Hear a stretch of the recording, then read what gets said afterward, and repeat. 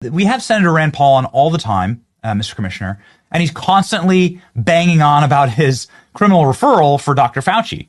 In your time at the FDA, do you believe that there's perhaps criminal influence that may have happened in different eras? Well, Dr. Fauci, since he was at the NIH, we don't directly have any records of his activities, but we did see a cover-up to silence data on myocarditis, a COVID vaccine complication highest in young kids. So young kids were the lowest risk for COVID, getting in trouble with COVID infection, and they were the highest risk for myocarditis. So by sort of suppressing that information, it sort of created a misrepresentation of the risk-benefit ratio. Now, that data has since been made public, and myocarditis appears in the label of these vaccines. So we're doing what we can to set the record straight.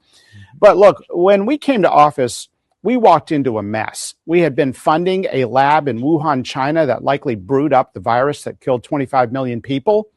We walked into 12% to 14% of NIH grants were going to DEI, not to curing rare diseases or cancer or kidney disease or diabetes, but to describing differences in the population, which we already know are true.